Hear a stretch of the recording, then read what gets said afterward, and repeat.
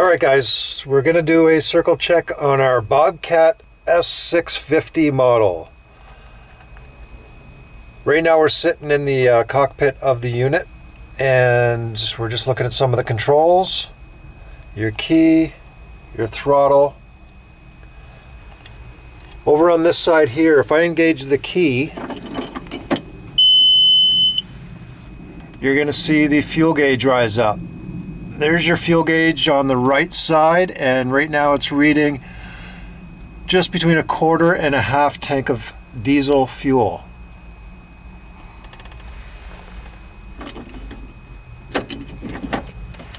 Also in here, down in this bottom corner, you will see a cap that I can't get off, but there is a cap there. That cap is used for your windshield wiper fluid. That's the reservoir for the windshield wiper fluid. When exiting the unit and entering, make sure you're using 3-point dismount.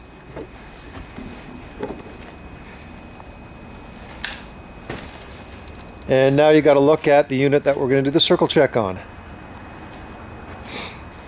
So we know that the unit is a diesel machine.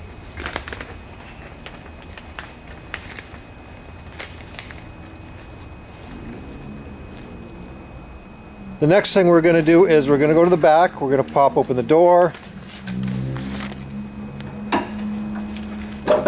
squeezes open, and you're going to see the engine open up. First thing you're going to look at right now is you're going to look for the oil dipstick, located right here.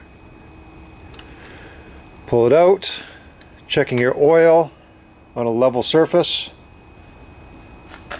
When you put your dipstick back in, make sure it's seated all the way in and proper.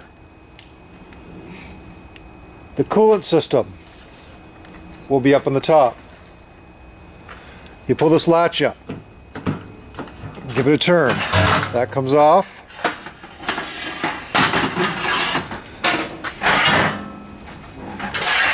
And you're going to notice at the top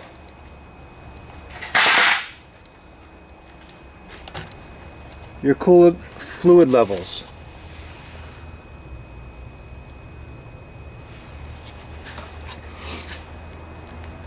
Make sure that that gets seated back on properly, is not loose.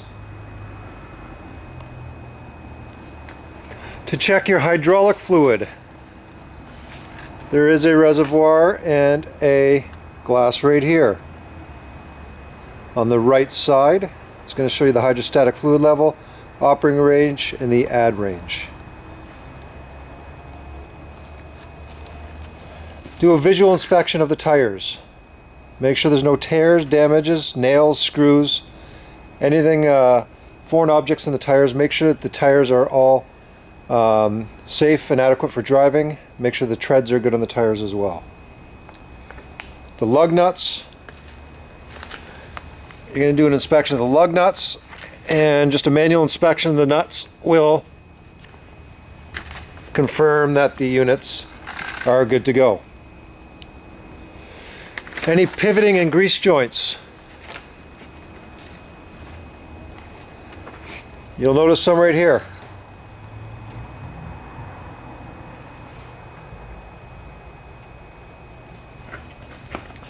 Your pivoting and grease joints are often recognized on moving parts.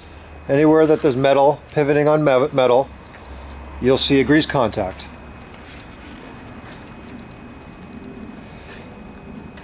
Hydraulic lines. You can see the hydraulic lines here, and there is a safety material on them, but you always check your hydraulic lines with a piece of paper, never run your hands along them. You want to make sure that the bucket or forks or apparatus is attached properly. There is a signal inside that will tell you whether the unit is attached properly. The light will turn red if it's not on and connected. You want to make sure that the two handles there and there are in the downward position and locked in properly.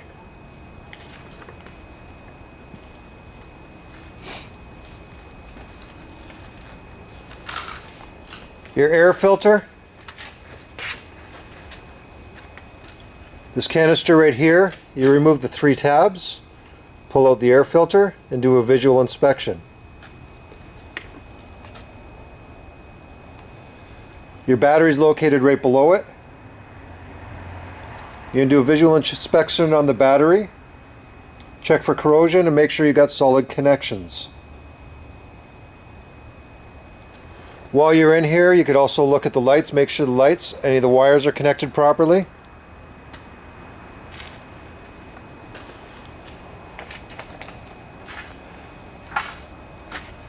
You'll notice the diesel fill, and you should always just be aware of any other things that might need to be addressed.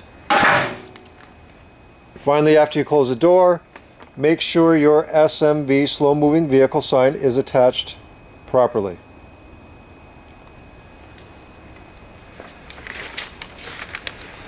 When getting into the unit, make sure you're getting onto the unit with a 3-point mount, 2 hands and a foot. There's a handle right here. There's a handle right there.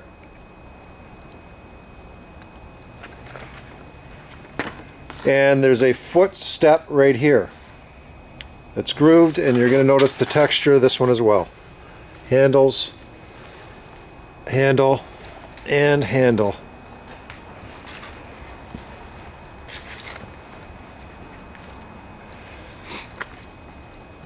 The unit does have seat belts. The seat belts should be worn.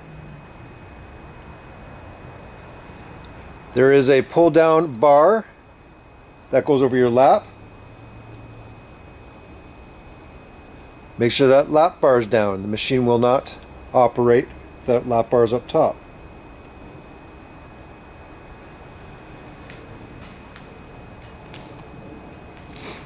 And do not forget, when you start up the machine, to do a visual inspection of the electrical signals.